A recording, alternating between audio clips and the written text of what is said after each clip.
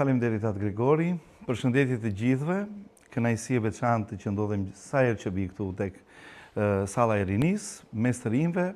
Unë kryesisht jam gjithmonë mes të rinjve, sepse edhe fusha me cilën merrem është me të rinjt, kryesisht të moshës tuaj, domethënë.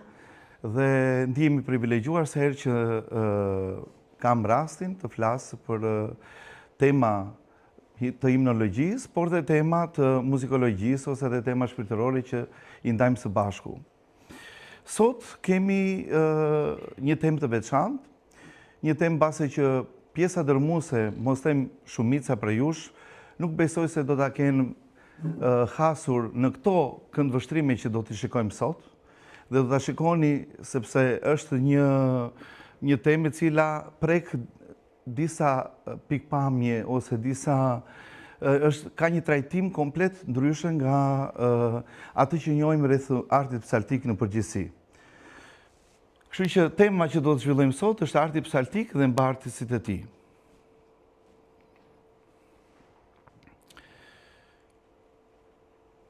Diku në vitin 987, po themi, u krye një kronik, domethënë u bën një kronik, një reportazh, pasi një grup, një delegacion rusësh të dërguar nga princi Vladimir i Kievit, çoi këtë delegacion për vende të ndryshme të botës, për të parë besimin e tyre të këtyre vendeve. Pasi shkuan në shumë vende rreth e rrotull nesh, mbërritën në Konstantinopoj dhe konkretisht u futën në kishën e Shën Sofisë tek kjo kryevepër e arkitekturës bizantine dhe patjetër dhe vendi qendror i zhvillimit të artit psaltik. Kur u futën në kishë, ata u mrekulluan dhe atë që përcollën më pas tek princi Vladimir ishte pikërisht ky citim ose ky reportazh, i cili shkruante. Është përkthim besnik nga origjinali dhe thoshte: "Dhe shkuam në vendin e grekëve, pra në Shën Sofi konkretisht, dhe na futën në tempullin ku i shërben perëndisë të tyre. Dhe nuk dinin nëse ishin në qiell apo në tokë, sepse mbi tokë nuk ka pamje të tillë, as bukuri të tillë. Dhe nuk dim si ta rrëfejmë këtë, dim vetëm se atje Perëndia banon bashkë me njerëzit dhe se shërbesa e tyre është më e bukur se në të gjitha vendet e tjera. Nuk mund ta harrojmë atë bukuri, sepse kush ka shijuar të ëmblën nuk kërkon më të hidhurën, po kështu dhe ne nuk mund të qëndrojmë më këtu, pra në paganizëm." Dhe pasi ndodhi gjithë ky përjetim në një farë mënyrë që ata pësuan kur u futën brenda kësaj kishe, atëherë gjithë populli i asaj kohe në Ukrainën e sotme u pagëzua dhe u kthyen të gjithë në ortodoks. Dhe arsyeja e prekshme që arritën në këtë konkluzion ishte pikërisht adhurimi hyjnor.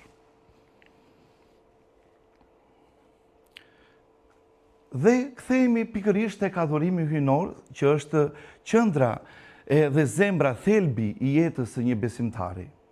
Pse është thelbi dhe qendra jon? Sepse pikërisht brenda adhurimit ndodh misteri i mistereve. Është marrja brenda vetes tonë të trupit dhe të gjakut të Krishtit. Ky është misteri më i madh. Sepse atje, siç e përshkruante dhe delegacioni, bashkohet qielli me tokën. Parajsa me tokën. Dhe ajo ndodh me elemente të dukshëm, po dhe me elemente të padukshëm, të cilët do t'i shikojmë të shpjeguar në vazhdim. Dhe pjesëmarrja e gjithë besimtarëve brenda adhurimit hyjnor ndodh në mënyrë psikosomatike. Pra, me shpirt në radhë të parë, me elementin e padukshëm tonin, dhe patjetër me elementin e padukshëm, që është hiri hyjnor, por dhe me element të dukshëm dhe me trupin, pra dhe me materje, dhe me pjesëmarrjen e plotë të gjithë shqisave tona gjatë adhurimit. Por që të ekzekutohet ose të realizohet ky adhurim, na nevojiten pikërisht përbërësit e dukshëm, në mënyrë që të kemi dhe të përjetojmë pikërisht atë që përjetuan ata slavët. Ajo që karakterizon dhe më saktë janë përbërësit e dukshëm të adhurimit hyjnor janë bashkësia adhuruese, pra besimtarët, të gjithë së bashku, besimtarët, janë shërbesat fetare që janë himne të posaçme, të cilat ose ceremoni, ose mistere, ose shërbesa të cilat në periudha ose momentet caktuara të ditës, të shërbesave të natë ditës, ekzekutohen gjatë adhurimit të përbashkët. Dhe për të realizuar të gjithë këtë, po themi, ndërmarrje, nevojitet trupi klerikëve. Pa trupin e klerikëve është e pamundur realizimi i plotë i ceremonialit. Pra të gjithë së bashku këto tre element gërshetojnë për të na dhënë në fund atë që ne duam të arrijmë, që është pikërisht adhurimi hyjnor, bashkimi ynë me Perëndin. Dhe pikërisht nga përvoja e jetës tonë do më brenda kishës, ajo ndikon pastaj dhe në gjithë qenien tonë, ndikon në gjithë aspektet e jetës kishtare. Dhe ashtu si thoshte Kryepeshkopi Anastas, thoshte bioma fetare ka frymëzuar, zhvilluar dhe gjallëruar artin në të gjithë vazhdën e historisë njerëzore. Pra brenda adhurimit, edhe pse ndodh ky fenomen, nga kontakti që kemi me hyjnoren, ne fillojmë dhe ne krijojmë dhe krijojmë dhe art brenda adhurimit.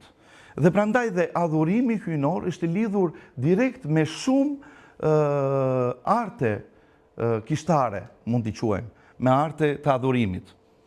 Dhe arte të adhurimit, konkretisht ato që dominojnë janë arti psaltik ose ndryshe i njohur si muzika bizantine. Kemi imnografin. Imnografia që janë pikërisht letërsia ose himnet e shkruara të kishës tonë, të cilat janë të botuara në librat imnografik, librat shërbesat e kishave tona. Dhe kemi agiografin, që bëhet fjalë për miniaturat të kodikëve të shërbesave, por edhe më pas edhe ikonografia që ndodhet rreth rrotull ose mozaikët e ndryshëm, ose ikonat prej druri, ose ato që janë në mur të pikturuara. Gjithashtu, ajo që përbën edhe art të adhurimit është dhe arkitektura, por edhe skulptura që është ndërtimi i gjithë atij kompleksit të madh që strehojnë të gjithë këto elementet e tjerë, që është arkitektura, domethënë, që përbën kishën. Sot do flasim për artin muzikor të Bizantit, sepse ky është qëllimi. Nuk do flasim për gjitha artet në veçanti, dhe ashtu siç e dimë edhe nga historia, është një art i cili ndaj në art muzikor brenda kishës dhe art muzikor jashtë kishës, sepse janë ishte i njëjti art i shprehur në dy këndvështrime të ndryshme. Me një identitet, me një stil, me një morfologji, arti kishtar me një autonomi, sidomos në periudhën e shekullit të 14, por dhe me një qëndrueshmëri, edhe pse ndryshimet e shumta historike pësuan gjatë shekujve, ai e ruajti dhe u ruajt, siç tha dhe Atë Grigori, deri në ditët tona, të ruaj brenda kishës ortodokse më pas. Për artin psaltik, përmenda termin arti psaltik, sepse do ta shikojmë dhe në vazhdim që ky është termi i saktë kur duam t'i referohemi artit muzikor të kishës.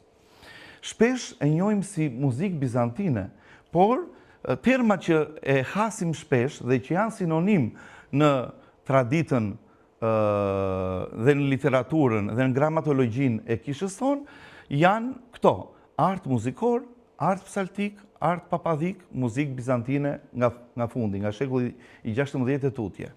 Dhe më vonë akoma edhe muzikë kishtare, thjesht muzikë kishtare. Por, si që do shohim që termi më i saktë dhe ai i cili përdoret më shpesh edhe në dorëshkrimet muzikore, po edhe në protheoritë që njohim si teori paraprake të muzikës bizantine në kodikët e vjetër të artit psaltik, do ta shohim, ja siç e përmend edhe këtu në fillim, thot archisin theo agio ton simadion tis psaltikis technis. Këtu shkruan psaltikis technis. Gjithë kodikët muzikor nuk i referojnë asnjëherë muzikës bizantine si muzikë bizantine. Ky është një term pas shekullit të 16. Gjithmonë i referojnë me termin art psaltik. Por nga mbizotërimi dhe përdorimi i këtij termi në historiografinë e përgjithshme botërore, kur i referoi muzikës, kur i referoi historisë bizantine, atëherë dhe arti muzikor i perandorisë bizantine u quajt si muzikë bizantine. Por termi më i saktë, siç e njohim dhe nga kodikët, është arti psaltik. Dhe gjithë kodikët çu e kanë.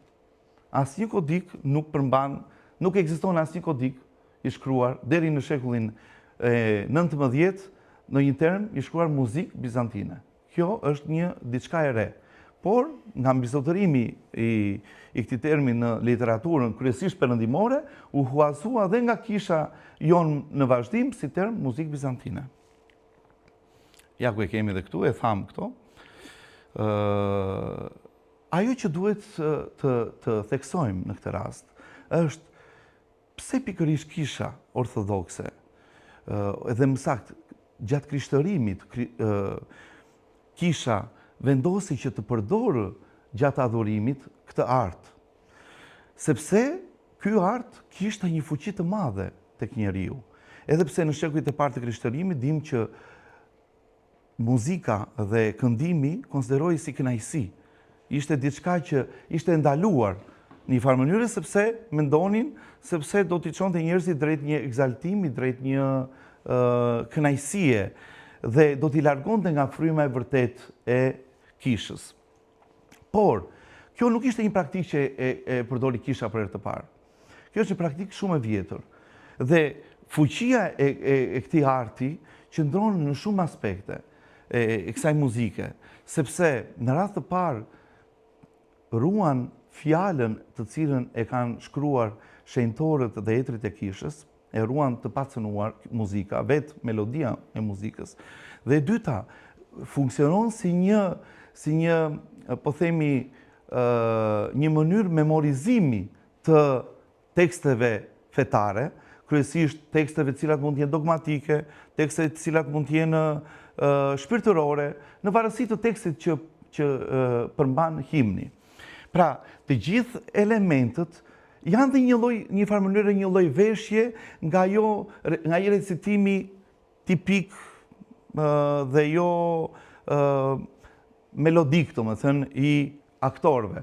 Pra, për të mos qenë thjesht një recitim, kisha e pa që muzika të përtonte thellë në zemrën dhe në më të thellat e zemrës së njeriut. Dhe prandaj, në Greqinë e lashtë, dinim që dhe ligjet, kur deshin të shpallin një ligj të ri, dilnin nomodhusët, që njihen në lashtësi, dhe çfarë bënin? Jo thjesht i recitonin, por i këndonin në mënyrë që të mësonin dhe ata nëpërmjet melodisë të mbanin mend pikërisht himnet, të mbanin mend ligjet e asaj kohe. Dhe kisha, duke marrë gjithë praktikën e vjetër, e huazoi dhe gjithë atë po themi potencial dhe fuqi e përdori në mënyrë që të përdorte për adhurimin hyjnor. Dim që në shekujt e parë të krishtërimit, e psalura, pra këndimi në adhurim, ishte i thjeshtë, sepse dhe himnet ishin shumë të pakta.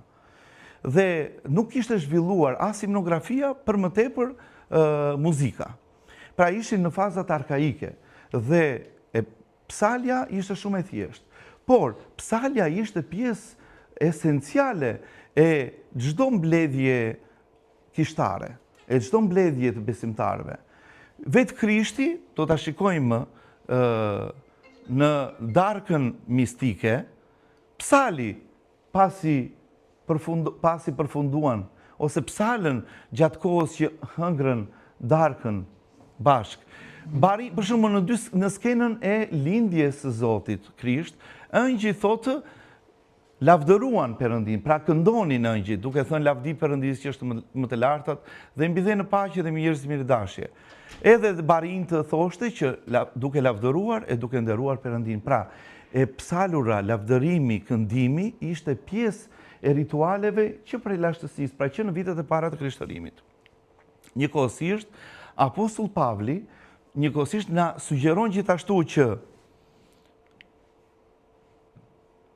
juve midis jush të flisni me psalme e me himne dhe me këngë shpirtërore, duke i kënduar e duke i psalur Zotit me zemrën tuaj, thot Apostull Pavli. Por, kjo psalje, apo kjo këndim, apo këto këngë shpirtërore, nuk mund të psalishim pa një lloj rendi. Njëkohësisht Apostull Pavli na sugjeron që duhet të ketë një rend brenda kishës. Dhe rendi, shko si i ndan dhe i thot, që duhet pra vëllezër, kur mblidheni se cili për jush, psalm ka, do me thënë, ndan detyrat brenda shërbimit në kishë. Dhe thot, të kemi psalm, pra të kemi mësim, të kemi shpjegim gjuhësh, pra të një vërtetim të gjuhës, zbules, përkthim, gjuhësh ka, do me thënë. Krijohet ai që quajmë neve rendi ose tipikoja në një farë mënyre e kishës ortodokse. Pra që për lashtësisht kjo ka filluar të praktikohet. Pra që në kohët apostolike. Dhe si që thashtë edhe më përpara, praktika e hershme e kishës ishte e thjesht. Ato që përdonin më tepër gjatë adhurimit ishin psalmet e Davidit, sepse ishin shumë të njohura, element nga tradita hebraike. Madje deri më sot e dim shumë mirë që në psalmet e Davidit i kemi pjesë dërmuese të shërbesave tona. Më saktë pjesë statike të shërbesave tona. Që do thot, pjesët cilat këndohen në çdo shërbes gjatë adhurimit hyjnor, janë pikërisht psalme ose vargje psalmike nga Davidi. Pra, Davidi thot një shprehje, është fillimi, mezi dhe fundi i çdo shërbesa. Kështu thonë etrit e kishës kur interpretojnë. Por, dhe deri në ditët tona, ne e dim shumë mirë që dhe shumë fjalë cilat janë në hebraisht, ne i përdorim akoma deri më sot në praktikën tonë liturgjike. Pra nuk është një risi. Edhe psalmet i përdorim të përkthyera. Jo, përveç disa termave që të gjithë i dim, siç janë Amin, si që është Aliluja, si që është Osana, si që ka shumë fjalë të tilla, të cilat i përdorim gjatë adhurimit.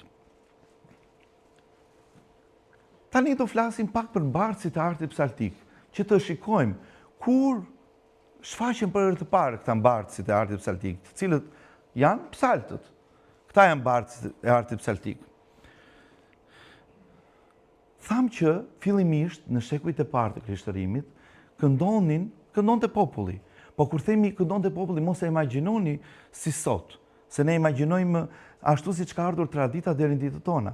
Bëhet fjalë për mbledhje të vogla, mbledhje nëpër shtëpi, mbledhje sidomos në vitet e para të Krishtërimit nëpër katakombe, mbledhje po themi jo kaq të hapura, jo kaq të mëdha, siç janë sot në kishat mëdha, në objekte të mëdha.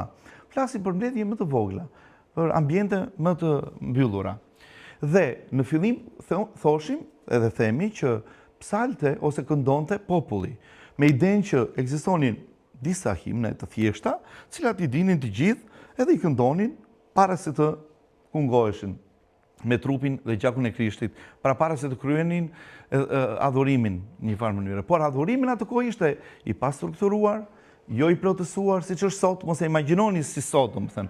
Ktheuni në epokën e vjetër, domethënë të Krishtërimit që të arrijmë të kuptojmë se si ishte në atë kohë, se ne kemi idenë e kishës sot.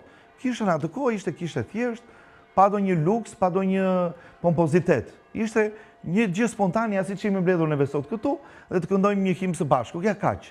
Këndojmë 2-3 himne që i dim të gjithë. Nuk ishte organizuar, domethënë. Atëherë filloi të organizohej, sepse dim shumë mirë që 3 shekujt e parë kishim dhe për ndjekje. Dhe pas 3 shekujve, fillon një farë mënyre të zhvillohet kisha. Dhe e psalura tashmë, që të shohim, që kur fillon, me njëherë pas shekullit të tretë. Pra ne kemi evidenca që me njëherë pas shekullit të tretë, pas Krishtit, kemi atë që njohim si institucionin e psaltit dhe anagnostit. Pra krijimin e këtij institucioni. Nuk bëhet fjalë për shekuj të mëvonshëm. Dhe do ta shohim tani se ku ndodhen këto evidenca në mënyrë që të kuptojmë se kur ka filluar krijimi i këtij institucioni. Dhe nga populli, tashmë, që e quajmë populli, kalojmë tek psaltët. Pra, gjithë kjo ajo përgjegjësi që kishte populli, tani ju kalon psaltëve një grupi, do me thënë, më saktë, nga këndimi i përbashkët në një grup të posaçëm që ishin psaltët. Dhe me njëherë kemi 2 institucionet që ju thash, anagnostët edhe psaltët, ku anagnostët ishin ata të cilët merreshin kryesisht me leximin dhe lexitjen e teksteve biblike në mënyrë recitative, dhe psaltët ishin ata të cilët psalnin himnet muzikore. Ishin të ndara përgjegjësitë. Por, që të bëhesh psalt që në ato vite, ekzistonte një teleturgji. Jo çdo kush mund të psalte në kish. Nuk ishte ndaluar, dhe do ta shikojmë dhe në vazhdim, që të ishe psalt duhet të kaloje të ishte pranuar nga peshkopi dhe të kishe kaluar në teleturgjin e dorëzimit të psaltit dhe anagnostit. Si është kjo teleturgji? Kjo teleturgji fillon në këtë formë. Fillon kur kandidati shkon drejt fronit despotik dhe bekohet në kokë dhe kryepeshkopi ose peshkopi, se gjithmonë këtë e kryen dorëzimin e kryen vetëm peshkopi. Do ta shikojmë. Dhe thot në emër të Atit, të Birit dhe të Shpirtit të Shenjtë. Më pas e qeth në formë kryqi në kokë. Dhe i vesh sipas evidencave që kemi në për librat liturgjik, o me fellon, o me stihar, ose sot vesh thjesht raso. Do ta kuptojmë faktin, do ta shpjegoj pak më vonë arsyen e fellonit dhe stiharit, se na duken çuditshme sot. Por po të jemi të vëmendshëm në librat kishtar, në librat, në botimet liturgjike, do shikojmë që gjithmonë i përmend këto, edhe felloni dhe stiharin, do thuaj, ç'lidhje ka psalti me fellon dhe stihar. Duken paradoksale këto të gjitha, sepse felloni dhe stihari janë të priftit, thon tjetër, ose diakonit, po themi, stihari i diakut, po themi. Dhe pasi, po do ta shpjegoj pak më vonë, pasi veshin një nga këto, si pas periudhave ku kanë kaluar dhe kisha, bekohet përsëri në formë kryqi. Më pas, kryeprifti i lexon uratën, o Zot, o Perëndi i fuqishëm, zgjidh të shërbëtorin tënd dhe shetëroje, dhe jepi atij të studioj dhe të lexoj fjalët e tua hyjnore me çdo urtësi dhe mençuri, duke ruajtur me sjellje të paqortueshme, me mëshirën dhe njeridashjen e birit tënd të vetëm lindur, me të cilin je bekuar bashkë me shpirtin tënd të rrëshenjtë, të mirë dhe i të bërës tani e për herë e një jetë jetëve. Amin. Kjo është urata që i lexon kryeprifti. Dhe më pas kandidati, sipas funksionit që ka.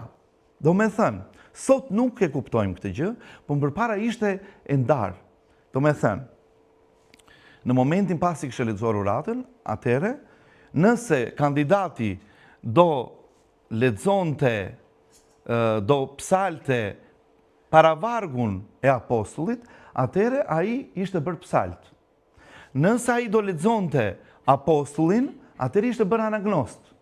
Ky është ndryshimi midis këtyre 2 kategorive të psaltëve. Dhe siç e thash, ky dorëzimi mund të i psaltit ose dhe i anagnostit mund të bëj në mënyrë individuale ose në mënyrë kolektive. Kjo funksionon vetëm për psaltët. ku ishte vendi dhe ku psalti? Sepse sot ne mendojmë që psalti ishte në këto cepat, sa më në cep mundësisht. Kështu funksionon, po të vini edhe në vend, këtu jemi mirë këtu në katedrale. Po të vini në kisha për shembull jashtë. Psalti ndonjëri gjen në ndonjë cep që nuk duken as fare. Mundësisht të mbulojnë fare. Nuk e di, është një tendencë, por kjo është komplet një gjë, një praktik që bie totalisht ndesh me gjithë praktikën e hershme të kishës. Psaltët kishin në adhurim, në kishë, vendin më qendror të kishës. Ku ishte ai? Shikoni pak këtu. Këtu, shikoni këtë gjën këtu në mes? Këtu jemi një kishë. Kjo kishë ndodhet në meteora, në meteor. Kush ka qenë në meteor? Është poshtë meteorës është një qytet që quhet Kalabaka. Dhe atje në një nga ato kishat atje ndodhet kjo gjëja këtu që shikoni, kjo fotoja. Është akoma që ruhet deri në sot. Çfarë është kjo këtu tani? Tërë do të çuditeni, thonë, ç'është kjo gjë kaq e madhe në mes të kishës? Në mes të kishës. Kjo gjë quhet amvon. Amvoni sotëm, që sot diakoni lexon ungjillin, dhe vetëm ai i bën atje, edhe do një predikues kur bën ndonjë predikim. Amvoni ishte vendi i psaltit. Nuk kishin as këto fronet që vënë në kështu anash, psaltët rinin këtu edhe këte. Edhe ngjiteshin këtu sipër kur këndonin. Pra, ngjiteshin dhe zbristin. Ata që jepnin më shumë ishin psaltët. Këtu kalonin njëkohësisht gjithë procesionet, edhe të diakonëve, edhe të priftërinjve, edhe të peshkopit. Dhe duhet imagjinoni kjo ishte në mes të kishës. Në Shën Sofi ishte në mes të kishës. Në kishat, të gjithë kishat i kishin në mes të kishës. Pse? E para njërë dhe për arsye praktike, sepse në atë kohë nuk ekzistonin mikrofona, nuk ekzistonin kishat, filluan të zmadhojshin. Sa më shumë zmadhojshin kishat, aq më shumë ishte e pamundur të dëgjoheshe zëri i psaltit. Dhe kështu që duhet të ishte një pozicion diku në mes ku të kumbonte dhe zëri të kupola, dhe duhet të ishte në një vend pak më të ngritur në mënyrë që të dëgjonte gjithë salla, gjithë ambienti, gjithë besimtarët, ato që thoshte psalti. Dhe këtë ku e vemre? Shikoni se kjo është një kanon, kanoni 15 i sinodit të Laodikes. Bëhet fjalë për shekullin e 4 pas Krishtit. Shumë e rëndësishme kjo. Çfarë na thot kjo? Është ky kanon. Nuk duhet të psalin në kishë të tjerë, përveç psaltëve kanonik, që ngjiten në amvon dhe që psalin nga defteri. Këtu na evidentojnë disa gjëra. Në radhë të parë, vendi i psaltit e thamë që ishte amvoni. Prit, do të shkoj një mëtutje, më fal, jo, nuk është këtu, gjithsesi. Më duket se më ka shpëtuar një slide, nuk ka problem. Atëre, do ta them këtu. Çfarë na tregon kjo këtu? Na tregon që e para njërë në kish nuk psalte një psalt. E para njërë është ekzistenca e psaltit njërë. Shikoni, që në shekullin e 4, ekzistenca e jo një psalti, po e shumë psaltëve. Atë që nuk duhet të psalin, përveç psaltëve në shumës. Okej, një. Dhe psaltët që quhen kanonik, kjo është një gjë shumë e rëndësishme. Çdo të thotë psalt kanonik, do të thotë që në atë kohë, pra në shekullin e 4, na ka dalë një problem që hipnin në amvon njerëz, cilë nuk ishin psalt kanonik. Çdo të thotë kanonik? E dim nga e drejta kanonike që psalt kanonik ishin psaltët të cilët ishin dorëzuar në mënyrë zyrtare nga peshkopi. Kishin marrë dorëzim peshkopi. Pa dorëzim nuk mund të hipje dot në psaltir. Pra nëse ti nuk ishe bërë të liturgjin e dorëzimit, nuk hipje. Dhe këtu na hipnin, me sa duket, nga kjo kanon, hipnin psalt jo kanonik. Dhe vjen sinodi lokal i Laodikes dhe na thot, ndal, nuk lejohen psaltët jo kanonik. Që ngjiten në amvon, ja ku na tregon edhe përsëri, ku ngjiteshin psaltët në amvon. se ishte vend i psaltëve. Dhe njëkohësisht na tregon dhe diçka tjetër, që psalin nga defteri. Çfarë do thotë që psalin nga defteri? Do thotë që edhe psaltët në atë kohë nuk mund të lexonin çfarë t'i deshte qefi. Nuk mund të merrnin libra sipas dëshirës, siç është sot për shembull. Një psalt mund të zgjedh kompozimet e një protopsalti, një protopsalti tjetër. Në atë kohë ishin defteri quhet.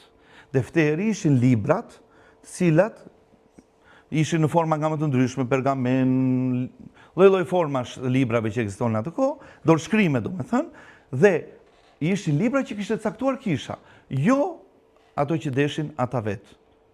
Pra, kemi shumë gjëra që na thuhen këtu në këtë. Është kanon shumë i rëndësishëm kjo. Vazhdojmë tutje.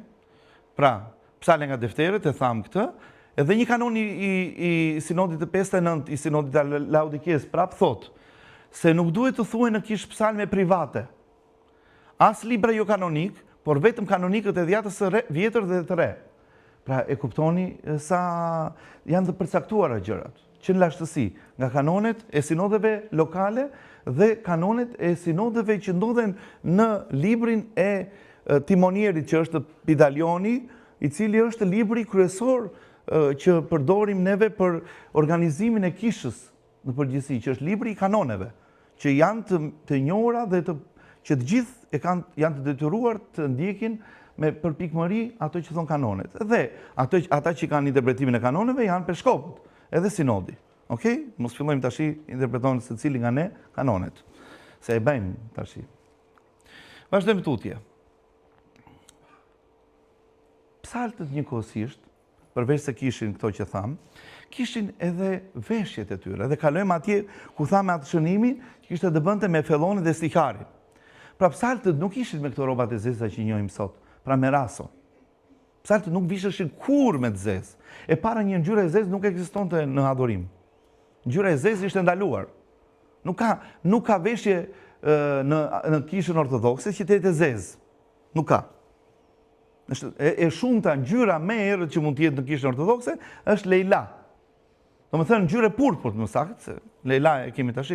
Po një ngjyrë e purpurt, ajo është ngjyra më e errët. Ngjyra e zeza përdori vetëm për murgjit dhe për veshjet atyre njerëzve që ishin në për manastire ose në për shpella ose në për eremit ose në për që ishin të vetmuar. Më kupton, ishte zgjedhje e atyre. Kurse në adhurim nuk lejojnë ngjyrë e zezë.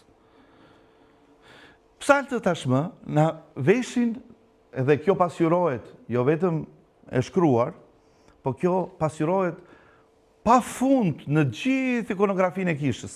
Në afreske, në mozaik, në ikona, në kudo. Kudo e shohim këtë gjë. Dhe si vishën psaltët? Me veshje të gjatë dhe të gjerë, që mbulonte gjithë trupin. Që do thotë ishte stihar, një lloj stihari, me larmi ngjyrash, me qëndisje të arta dhe me shirita plot shkëlqim, ashtu siç e ka sot djaku për shembull. Stiharin që nuk e ka stiharin si prifti, që e ka të hollë, stihar tamam si djaku, ashtu siç është djaku me ato me stolisje, me ngjyra tipike, ashtu e kishte psalti. Dhe mbante stihar, imatio, këmish, fellon, sfikturio, skaramangjo dhe epiriptario. Janë terma që i gjejmë në përkodik këto. Kështu i quhen emërtimet e veshjeve të psaltëve. Dhe thotë, veshin bimëng, kishin bimëng si djakonët, edhe priftërinjt. E tjerë, brez në mes, brez, si që kanë priftërinjt, dhe 2 lloje kapelesh. Kjo është shumë e rëndësishme, gjë që është shumë evidente në ikonografi kjo. Dhe kapelet kishin emërtime, skanarikoni do me thënë, që ishte një formë që ngjitej lart me një fund gjysmë rrethor. Kështu është, do ta shikojmë në foto, dhe skiadion në formën e një varke, në formën e një trekëndshi, të cilën e mbanin kryepsaltët kryesisht. Ja, i shikojmë dhe këtu me foto. Shikojni, shkjo këtu. Shikojni pa këtu, këto. Këta këtu që shikoni nuk janë priftërinj, janë psalt të pasqyruar në ikonë. Priftërinjt ja ku janë? Ja ku është prifti këtu. E shikoni me veshjen priftërore. Këta janë të tjerë, të gjitha mbrapa, edhe ky që mba librin janë psaltët, anagnostët, të gjitha. Do t'ju them dhe për këtë që kanë këto shenjat e duar, se ngatrohen njerëzit nga kjo. Shikojnë kështu sikur e kanë kështu dhe duke sikur është shenja e bekimit që bën kleriku. Nuk është kështu. Ajo është kironomia psaltike, është si dirigjenti që dirigjon, kështu është edhe ajo, ka të bëjë me kironomin e psaltit, që ishte një gjë shumë e vështirë për të mësuar, sidomos në sistemin e vjetër. Kjo është skanari koni, pra e bardh, dhe shpeshherë, po e them këtë gjë sepse më vjen keq që dëgjoj shpeshherë nga njerëz që nuk janë të fushës, dëgjoj që këto janë plise. Këto është budallëk, një budallëk i budallëkëve. Domethënë, duan të thonë që këto janë shqiptarët me plise. Nuk ka lidhje. Nuk ka lidhje fare. Kjo është një ignorancë. E njëjta gjë po thon për manastirin për shembull të Deçanit, që ka pasqyrime të tilla dhe kanë plise, thon. Kur e kam dëgjuar këtë, unë që jam njohës dhe i di si kam thënë kjo është i budallëk dhe i kam kthyer përgjigje këtyre njerëzve. Por këto janë veshje, nuk kanë lidhje me plisin e shqiptarëve. Kanë lidhje me veshjen psaltike, nuk kanë lidhje fare. Nuk kanë lidhje. Basë në ndonjë ikon mund të kemë pasqyruar ndonjë njeri me plis. Unë nuk e vënë në dyshim. Por në këtë rast, për shembull këtu siç e shikoni, që ka të bëjë me gjetjen e kokës së Johan Pakzorit, nuk ka lidhje, sepse ajo ka ndodhur një periudhë tjetër. Ja edhe Skiadion. Shikoni formën si e ka, siç e ka Kukuzeli. Johan Kukuzeli. Shën Johan Kukuzeli, që ka qenë kryepsalt. Pra kjo ka qenë kapelja e protopsaltëve. Pra nëse unë sot duhet të vishesha kështu, sipas rregullit. Por që nuk funksionon kjo fatkeqësisht, nga një anë fatmirësisht, po. Okej. Ka tendencë për të rikthyer shpesh këto veshjet, por bën pak qesharake ndonjëherë. Gjithsesi, ju të dini që psaltët visheshin me shirita, me ngjyra, me kapele, me gjitha ato stolitë e tyre. Stoli ishin dhe ato. Pse vishin stoli, do ta shohim tani se përshkruajnë mirë kanonet. Dalim te kanonet. Sepse ne kemi busull kanonet, nuk kemi busull mendjen tonë. Busulla jonë është kanonet e kishës, Pidalioni, Timonieri. Vazhdojmë tutje. E tham këtë, e përshkruam këtë kanonin, sepse kjo është shumë e rëndësishme. Ja një amvon tjetër këtu. Një amvon tjetër që është një miniaturë nga dorëshkrimi. Kjo ku hipin psaltët dhe psalin. Këto janë. Vazhdojmë tutje. Ja, këtu ishte kjo, se më kishte shpëtuar, ishte pak më poshtë. E i tham këto. Ja, psaltët përsëri një tjetër paraqitje në ikon, ku psaltët hipnin dhe zbrisin. Këtu është kryeprifte dhe këto janë psaltët. Në gjithë e tham dhe termin, e shpjeguam termin psaltët kanonik, sepse është shumë e rëndësishëm që kanonik, shpesher kur përdorim që ky është kanonik, sot, shumë sot, ne themi ky është kanonik, po për ka e themi zakonisht? Për priftërinë. Themi që ky është prift kanonik, themi, apo jo? Themi që ky është prift kanonik. Por, edhe për psaltët e njëjti term përdorej, ashtu siç e pam tek kanoni i Laodikes. Pra psaltët kanonik, do më thënë, psaltët futeshin te kategoria e klerikëve. Si që kemi 3 gradët e peshkopit, priftit dhe diakonit, me njërë gradët që do pasonin ishte nën diakoni dhe psalti. Këto ishin si pas gradë, për shembull, sot, në praktikën e sotme, nëse njëri do të dorëzohet klerik, do bëhet diakon, për shembull, duhet në fillim të bëhet psalt, do bëj anagnoste dhe psalt që bëhet në atë moment, pastaj bëhet nën diak dhe pastaj bëhet diak. Një herë kam pyetur një profesor të kanonikës për këtë gjë dhe i kam thënë, profesori thash, nëse psaltët nuk janë, kjo e psaltit, nuk quhen klerik më. Okej, sot ka rënë si praktik, nuk i konsiderojnë si klerik. Por në kanonet është e kundërta. Dhe i thash, pse atëre juve ne në kish, para se të bëhet njëri diakon, duhet kaloj nga psalt, pastaj të bëhet nën diak. Nuk e kuptoj këtë. Kur atëre mund ta bësh direkt nën diakon për shembull. Mos e bëj psalt. Asgjë nuk ndodh kjo. Kudo ku bëhet një dorëzim, është ruajtur në praktikë kjo dhe jo në të thënme, po praktika nuk i njen. Praktika tregon që kjo ka qenë rendi kishës. Dhe nuk është kelur në praktikë. në për libra ka rënë në pozicioni ose prezantimi i psalteve si klerik, por në të vërtet të gjithë kalojnë në këtë lloj radhe, një farë mënyre. Dhe dalim te kjo, që kemi klerik të lartë, në thonjza i ka vendosur këto, dhe klerik të ulët. Dhe të cilët janë klerik të lartë? Klerik të lartë janë priftërinjtë të cilët shërbejnë brenda jerores, pra peshkopi, prifti dhe djaku, edhe nën djaku. Kurse të ulët konsiderohen psaltët, më saktë nën djakët, djakoneshat, anagnosët, psaltët, neokorët, pra neokorët janë dhe kishtarët, juve që shërben jerore. Çunat që shërben jerore konsiderohen klerik sipas kanoneve të kishës. Dhe futen tek klerikët e ulët. E ulët në thonjza. Kryepeshkopi Anastas Indier nuk deshte që ta quanim të ulët, edhe të lartë. Thoshte gjithmonë psaltët që shërbejnë brenda jerores dhe psaltët që shërbejnë jashtë jerores. Ky është termi më i saktë, thoshte. Kështu ka qenë, edhe ky është term, por këtë term të lartë të ulët nuk është se është një shpikje, nuk është diçka që kanë zgjedhur më vonë. Ekziston edhe nëpër kanone kjo. Ekziston jo të shumë kanone, po ekziston në kanon.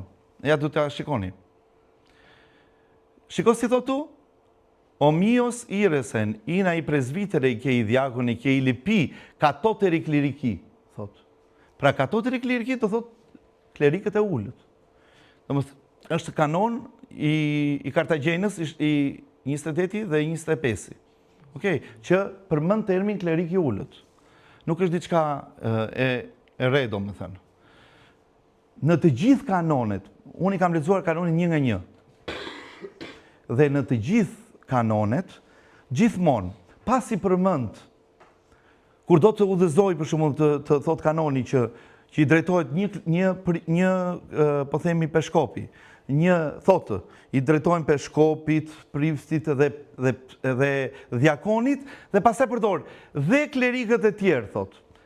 Vazhdon, dhe thotë, dhe të gjithë të katalogut të klerikëve, dhe të gjithë të katalogut hierarkik, dhe të gjithë ata që ndodhen brenda kanonit, që thotë, dhe të gjithë që ndodhen brenda rreshtave kishtare, domethënë plus kjo, nuk është se i përmend të tre ata gradët kryesore, dhe pastaj përmend ata që ndodhen, sepse të gjithë ta konsideroheshin klerik.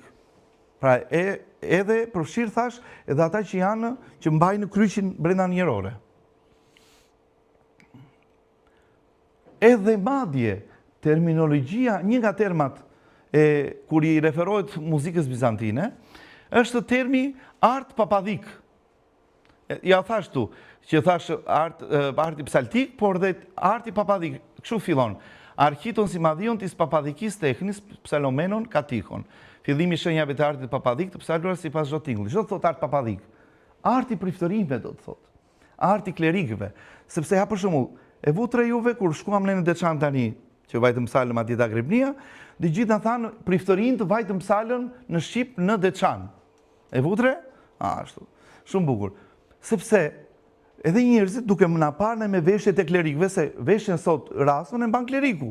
Ai është që mban ekskluzivisht rason. Dhe thanë, ja dhe priftërinë të kënduan në gjuhën shqipe. Se na panë në formën e jashtme.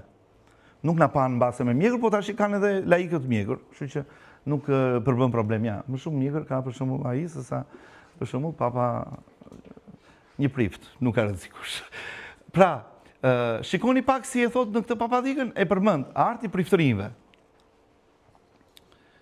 Tani kriteret dhe garancia kanonike. Cilat janë kriteret dhe cila është garancia që ti mund të bëhesh një psalt? Tash këto, siç thot kisha dhe tradita e kishës, nuk po themi si është praktika sot, sepse sot tash ka ndryshuar shumë gjëra. Kanoni 14, i sinodit të 7 ekumenik, thot, është e qartë të gjithë se ekziston rendi në priftëri, rend në priftëri, dhe se është e pëlqyeshme te Perëndia të ruaj me saktësi. Shikoni këto terma që përdor, rend, saktësi, në punët e priftërisë, flasim për priftërinë. Pra, me qënë se shikojmë që disa veta marrin që nga fëmijëria qethjen e klerit, pa dorëzim, dhe nuk kanë marrë deri tani dorëzim nga episkopi dhe lexojnë në mbledhje nga Amvoni dhe bëjnë jashtë rregullit, urdhërojmë që nga tani të mos bëhet. Dhe njëjta gjë të ruhet e për murgjit. Dorëzimin e anagnosit duhet lejohet ta bëjë çdo igumen në manastirin e tij, vetëm në qoftë se këtij igumeni ju bë dorëzimin nga episkopi që të kryesojë si igumen, domethënë në qoftë se ai është prift. Gjithashtu dhe sipas zakonit të lashtë, koroepiskopët duhet të bëjnë ose dorëzojnë domethënë anagnost vetëm me lejen e episkopit. Pra, e kuptoni, këto janë problemet që dalin dhe prandaj kanë del kanoni, se kanonet dilnin kur shfaqet një problem. Pra, dorëzoni një fëmijë të vogël, i cili ishte pa pjekur. S'kishte mbushur moshën. Edhe e jepni në psaltir, nuk lejohet, thotë. Nuk ndalohet, thotë, rreptësisht të jep njëri i cili që nga fëmijëria e qethin dhe e fusin brenda klerit. Janë problematika këto që shfaqen. Ja, dhe na del pjekuria dhe prejardhja. Nuk duhet afrohet në rreshtat priftëror ai që është sapo ndriçuar. Kanon tjetër ky. Këtu është një kanon tjetër që na thotë që nuk ka të bëjë prejardhja se nga vjen ai personi që të dorëzohet, që mos e lexoj të gjithin. Sinod nga Penthekti, flasin për sinode ekumenike këto. Nuk flasin për sinode lokale. Dhe pastaj kalojmë tek deontologjia psaltike. Pra, deontologjia, morali, etika dhe ato që duhet psalti të ketë kujdes që të funksionojë si psalt. Kur i referohemi ndonjëherë psalteve dhe kanonet e thonë këtë gjë, i referohen hieropsalt. Çdo thot hieropsalt, jo thjesht psalt. Rësisht themi në bekoat i shenjtë që themi. I shenjtë, kjo i shenjtë që themi. Pateragje evlogison. Për shembull themi hieratikon, termin, këto termat që përdorim, ose hiera mitropoli, e shenjtë e hirshme. Janë terma sinonime këto, e shenjtë e hirshme është një të gjë. Edhe i hiero është e shenjtë, domethënë. Që do thot psalti i shenjtë do të thot atje. Kur i referohemi psaltit, duhet i referohemi me termin psalti i shenjtë, sipas kanoneve. Dhe e thotë vetë kanoni këtë gjë, nuk e them unë. Në sinodin në kanonin 33 sinodit të Penthektit, termi hieropsalt. Ja ku thotë, urdhërojmë të zhvishen ata që dorëzojnë me para, pra që japin lek, ose episkopët, ose çdo lloj kleriku pa u sprovuar dhe pa i parë jetën. Okej? Këto, dhe një gjë tjetër, shumë bukur. Shpeshherë se kur dëgjojmë fjalën dorëzim, duhet ta them këtë, dorëzim, fjala dorëzim. Shpeshherë na është mësuar ose qirotoni, që themi. Themi qirotoni, themi për klerikët, zakonisht, se atë themi. Shpeshherë, po të shikojmë në gjithë kanonet që i referojmë psaltëve, do shohim që edhe fjala qirotoni përdoret për psaltët. Qirotoni, qirothetite, thotë qirotonite, qirothetite, prohirizete, kathistate, kanonizete. Janë terma sinonim këto. Të njëjtin kuptim kanë të gjitha, dhe që përdorin që të gjitha për psaltën në gjithë ato kanonet e kishës.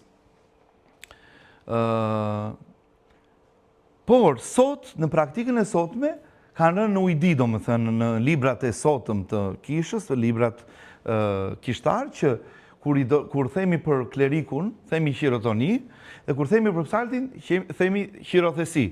Kështu është sot, por të kanonet nuk bën të diferencë. Ishte e njëjta gjë. Sepse dorëzim është ajo, dorëvënie, dorëzim. Dorëzim, vë dorën, është e njëjta gjë. Nuk ka asnjë ndryshim. Disiplina e psaljes. Kjo është shumë e bukur, për neve që psalim, duhet të jemi të kujdesshëm. Ata që vinë për të psalur në kishë, duam, thot sinodi 75 i sinodit Penthektit, duam të mos përdorin bërtitje të çrregullta dhe të mos dunojnë në natyrën duke klithur, as të zgjidhin diçka që nuk është e përshtatshme për kishën, por me shumë kujdes dhe kataniks t'i ofrojmë psalmodhi Perëndis që mbikëqyr të fshehtat, sepse fjala e hyjshme i mësoi bijtë e Izraelit të ishin shpresëtar. Kjo është ta mbajmë mend të gjithë psaltët që të jemi të kujdesshëm, mos bërtasim kot dhe mos shqetësojmë dhe juve të tjerët neve. Se ndonjëherë bëhemi dhe pra, si duhet të këndoj thirrje të këndoj psalti me shumë kujdes dhe në mënyrë kataniktike, domethënë, me emocion, domethënë. Edhe udhëzimet e kodikëve thonë të njëjtën gjë, me shpresëtari thot të psalit me butësi, duke ngritur pak zërin ngadalë dhe me melodi. E njëjta gjë dhe më poshtë. Thotë me qetësi, ngadalë dhe me shpresëtari. Janë udhëzime brenda kodikëve për psaltët to. Por këto i gjejmë dhe në libra liturgjik dhe në libra psaltik, në të dy variantet. Kreshma dhe kungimi. Kjo është tashi një gjë që e kanë të gjithë. Do më thënë, i referojt edhe psaltëve. Thotë që një episkop, në qoftë se një episkop, ose presbiter, ose diakon, ose në diakon, ose anagnost, ose psalt, nuk kreshmon në kreshmën e madhe të Pashkës, ose të mërkurën dhe të premten, të zhvishet, thotë. Shosa i rept është. Nëse pengohet përveç nëse pengohet nga një sëmundje trupore. Kështu thot kanoni. Tashi, interpretimin nuk po e bëjmë. E nuk kuptoni vetë. Okej. Dhe pjesëmarrje në shërbesa dhe në kungim.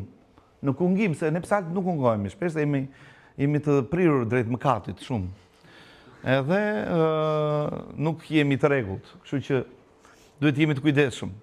Kanoni 80 i sinodit ekumenik të Penthektit urdhëron të gjithë pa përjashtim klerik dhe laik, por justifikon mos pjesëmarrjen dhe mungesën e atyre që kanë pas ndonjë nevojë. Pra, ndonjë problem, thotë që nuk duhet të mungosh 3 të diela. Ky kanon. Nëse mungon pjesëmarrje, mos vish 3 të diela në kish, të shkishërohesh, domethënë zhvishet ai, që është të paktën kler, pa 3 të diela, përveç ndonjë rasti që ke arsye. Okej, ta dini këtë gjë. Po edhe për laikët është kjo. Kështu thot kanoni. Tashi interpretojeni vetë. Vetë nuk mund ta interpretoni, po do të interpretojnë etrit më vonë. Për martesën është një diçka e veçantë pak për martesën e psaltëve. Sepse psaltët në dallim domethënë nga kleri i lartë, psaltët mund të martohen edhe pasi i dorëzojnë psalt. Është e thot kanoni këtë. Shiko, nga të pamartuarit që erdhën në kler, nëse duan të martohen, urdhërojmë që vetëm anagnostët dhe psaltët të martohen. E thot kështu, të gjithë të tjerët nuk mund të martohen, domethënë nuk martohen pasi janë veshur klerik. Kurse psaltët, edhe pse janë bërë anagnostë dhe psalt, mund të martohen edhe pasi janë bërë. Është e thot kanoni 26 i apostujve. Kanon shumë i hershëm ky. Flasim ka kanonin më të hershëm të kishës tonë, para sinodeve ekumenike. Edhe kanoni 14 thotë më shumë për rolin që duhet të kemi ndaj fëmijëve, që t'i rrisim me besimin e krishterë, domethënë. Dhe sidomos se kishte një grup njerëzish që nuk vinin dhe nuk shkonin, nuk pinin verë, nuk ashtu sepse e shikonin si diçka ose nuk shkonin në marrëdhënie, nuk kryenin marrëdhënie mes një çifti, domethënë nuk kryeni se e shikoni si diçka të vështirë, si diçka të keqe. Edhe thot kanoni ndalon qorton të individ caktuar për sa i përket martesës, mishit apo verës, cilat i konsideroni si të vështira dhe jo të hijshme. Thotë që kjo është e gabuar domethënë si praktik, kështu që duhet jeni të kujdesshëm. Edhe mishin duhet ta hash, edhe verën duhet ta pish, edhe atë duhet ta kryesh sepse është e përcaktuar nga kanonet. Por psalti dhe anagnosti nuk mund të martohet me një grua të një besimi tjetër. E ka të përcaktuar në kanon. Ndalime etike, këto janë të rënda. Po s'kaj do t'i themi dhe këto. Kanoni i 25 i apostujve të shenjtë ndalon kurvërin, atë mosmbajtjen e fjalës, domethënë, të besës, vjedhja, kumarin, dekja dhe hyrja në ambiente të papërshtatshme. Kjo është e përcaktuar me kanone, nuk po i shënoj gjithë kanonin se janë kaq shumë. Po që e ka këtu të gjitha të përcaktuara. Thot kanoni 22, kjo është edhe për klerikët. Kjo është e përbashkët për të gjithë. Edhe të lartët e të ulët. Ai episkop ose presbiter ose diakon që luan shpesh me zare, domethënë kumar, dhe që dehet ose të pushohet ose të zhvishet, thot kanoni i apostujve. Edhe etikë në festa të ndryshme, domethënë kur organizohen parti, aktivitete, dasma, evente, ku di unë, në taverna që shkojmë, në ambiente, edhe psalti që është psalt, e imagjino kleri i lartë, flasi për psaltin të shi. Sa i kujdesshëm duhet jetë, sho si thot, nuk duhet të futen në tavernë klerikët nga presbiteri deri te diakoni, dhe deri tek ata të rendit kishtar, e deri në shërbyesit, ose anagnostët, ose psaltët, ose forkistët, ose ruajtësit e derës, ose nga arreshtat e asketëve.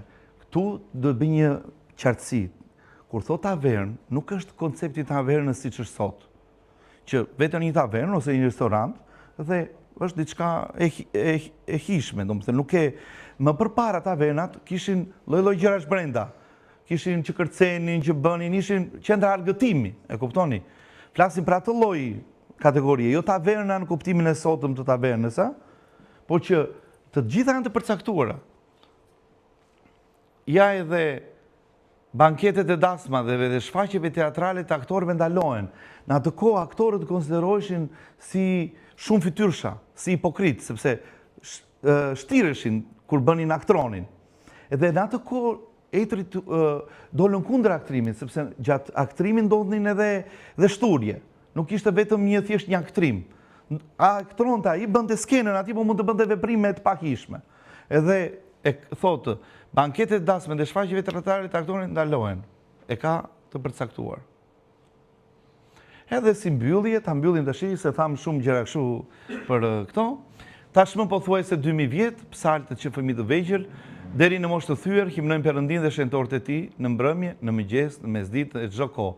Aq se ju ngjir shumë herë fyti tyre nga paniqidhat, agripnit, trithektet, liturgjit, në mëngjesoret, në mbrëmësoret. Zëri i cilëve përcjell frymën e vërtetë dhe gjallëron artin hynor.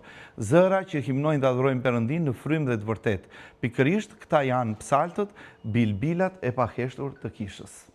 Faleminderit.